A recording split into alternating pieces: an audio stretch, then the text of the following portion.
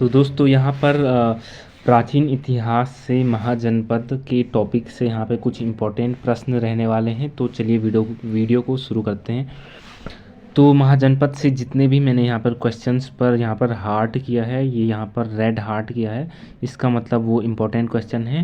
मगध की राजधानी की बाद में कहाँ स्थानांतरित कर दी गई? पाटलिपुत्र में। इम्पोर्टेंट, गंगा के दक्षिण का क्षेत्र कहलाता है मगध। मगध महाजनपद की प्रथम राजधानी थी राजगृह और फिर बाद में कर दी गई पाटलिपुत्र, जो कि पहले प्रश्न में बताया गया है। मगध महाजनपद चारों ओर से किस नदी से घिरा हुआ है? गंगा और सोन नदी से। झारखंड में लौह खदानों के उदय का कारण क्या था? मगध साम्राज्य। कौशल महाजनपद वर्तमान में किस राज्य का एक भाग है? उत्तर प्रदेश का। सांची स्तूप, भरहूत स्तूप और अजंता की गुफाएं ये हैं बौद्ध वास्तुशिल्प की।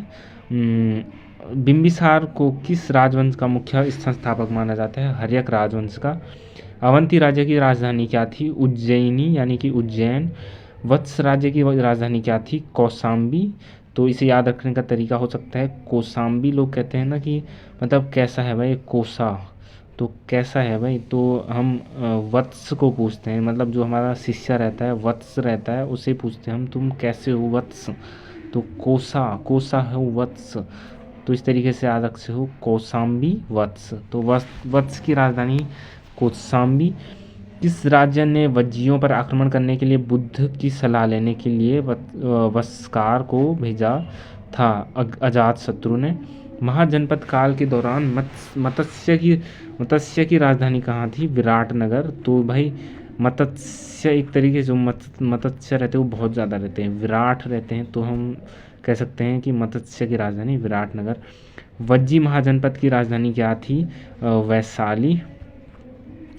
तो प्राचीन काल में गंगा के दक्षिण का क्षेत्र क्या था? मगध। पाटलिपुत्र में स्थानांतरित होने से पहले कई वर्षों तक मगध की राजधानी क्या थी? राजगृह। बिंबिसार कहाँ के शक्तिशाली शासकों में से एक था? मगध का। उज्जैन शहर को पहले किस नाम से जाना जाता था? अवंतिका के नाम से जाना जाता था। अजातशत्रु ने वस्कार नामक अपने मंत्री को सलाह लेने के लिए किसके पास भेजा? बुद्ध के पास। महाजनपद काल के समय उज्जैन किसकी राजधानी थी? अवंती की।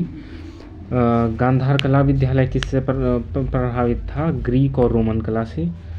जनपद काल में विष शब्द का अर्थ है सामान्य लोग, विष। महापद्मनंद ने किस राज्य पर शासन किया? मगध राज्य पर। महाजनपदों की कुल संख्या थी 16। राजा अम्भी कहाँ के शासक थे? तक्षशिला के। प्रारंभ में मगध महाजनपद की राजधानी क्या थी? राजगृह, फिर पाटलिपुत्र कर दी गई।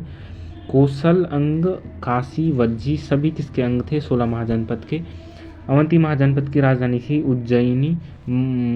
फिर है 4वीं शताब्दी में राजधानी को राजगृह पाटलिपुत्र से किसके द्वारा स्थानांतरित कर दिया गया? उदयन द्वारा। 4वीं शताब्दी में राजधानी को राजगृह पाटलिपुत्र से किसके द्वारा स्थानांतरित कर दिया गया? तो उदयन द्वारा। नंद राजवंश का अंतिम शासक था घनानंद। अजातशत्रु किसका पुत्र था? बिंबिसार का। तो बिंबिसार ने की थी क्या कहते हैं उसे, हर्यक वंश की स्थापना। पूर्वी मगध में नंद वंश की स्थापना किसके द्वारा की गई? महापद्मनंद द्वारा। महाजनपदों में शासक किस दर से फसलों पर कर वसूलते थे? 1/6 की दर से। मगध शासक महापद्मनंद को किस नाम से जाना जाता था? अपरो परशुराम। प्राचीन शहर तक्षशिला कहाँ स्थित था? सिंध और झेलम नदी के बीच। महिष्मती नगर कहाँ स्थित था? अवंती महाजनपद में। प्राचीन काल में उज्जैन का नाम था अवंतिका। इम्पोर्टेंट। चंड प्रद्योत प्राचीन भारतीय महाजनपद के शासक कौन थे? अवंती। प्राचीन काल में गंगा के दक्षिण क्षेत्र को क्या कहा जाता था? मगध। ये बहुत बार आ गया, इसका मतलब ये इम्पोर्टेंट लग रहा है मेरे को। समस्त क्षत्रियों का संहार करने वाले को क्या कहा जाता था? महापद्मनंद। पाटलिपुत्र नगर की स्थापना किसने की थी? अजातशत्रु ने। 16 अज्ञात महाजनपदों में से सबसे महत्वपूर्ण महाजनपद था मगध। सूरसेन महाजनपद की राजधानी क्या थी? मथुरा। गांधार, मथुरा, अमरावती किसके प्राचीन भारतीय विद्यालय हैं? कला के। गांधार प्राचीन कला विश्वविद्यालय का विकास किसके शासनकाल में हुआ? कुषाण के शासनकाल में। प्राचीन शिक्षण संस्थान तक्षशिला के अवशेषों की खोज किसके द्वारा की गई? अलेक्जेंडर कनिंघम के द्वारा। मध्य प्रदेश में खजुराहो के स्मारक किस राजवंश के उत्कृष्ट प्रतीक हैं? चंदेल राजवंश के। तो ये थे कुछ महाजनपद से संबंधित महत्वपूर्ण प्रश्न।